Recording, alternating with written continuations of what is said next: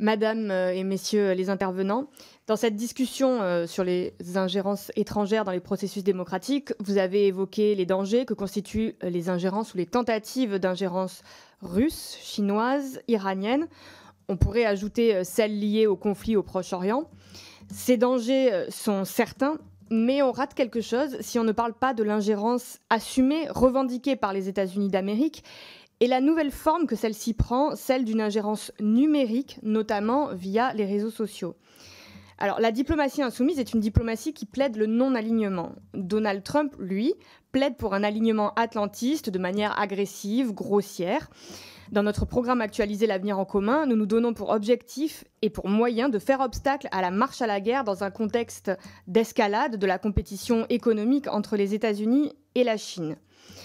Ceci étant dit, après avoir largement contribué à la victoire de Donald Trump via la manipulation des algorithmes du réseau social X, ex-Twitter, dont il est propriétaire, le milliardaire Elon Musk se livre aujourd'hui à des opérations de déstabilisation politique en Europe.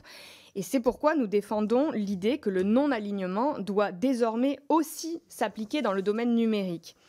Elon Musk est intervenu dans la politique intérieure du Royaume-Uni. En janvier dernier, il a annoncé soutenir le leader d'extrême droite Nigel Farage avant de lui préférer l'identitaire Tommy Robinson qui, pour rappel, a été impliqué dans l'attaque de la mosquée de Finsbury Park et tout récemment dans les émeutes racistes de l'été dernier en Angleterre. Il s'est attaqué directement au Premier ministre Keir Starmer et à sa ministre de la Protection de l'Enfance, Jess Phillips, demandant que cette dernière soit emprisonnée. Et on pourrait rappeler ses provocations, comme lorsqu'il a demandé à ses abonnés X s'il devait, oui ou non, libérer le peuple britannique de son gouvernement tyrannique. Il s'est mêlé de la vie politique allemande en annonçant son soutien au mouvement d'extrême droite de l'AfD, participant notamment à un entretien direct avec sa présidente sur la plateforme X, lui donnant ainsi une exposition médiatique considérable. Et bon, ces interventions sont souvent traitées comme si elles étaient simplement clownesques, mais elles n'en sont pas moins inquiétantes, étant donné la place incontournable du numérique dans l'organisation politique, sociale. Et on ne voit pas pourquoi la France serait épargnée par les ingérences de Trump et de Musk. L'espace numérique est devenu un espace organisé aussi important politiquement que l'espace physique géographique. Je termine. Ces plateformes sont devenues essentielles dans le débat public et dans la diffusion de l'information.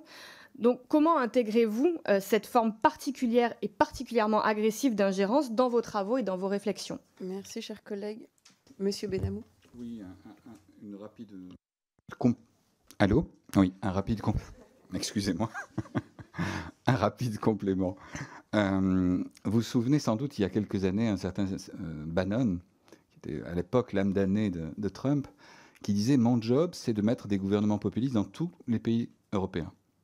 Aujourd'hui, son job a été pris, au point d'ailleurs qu'il s'en est plaint et qu'il a hurlé contre Musk en disant effectivement cet homme est un personnage néfaste. J'ai adoré les conflits entre ce genre de personnes, ça a le don de m'égayer.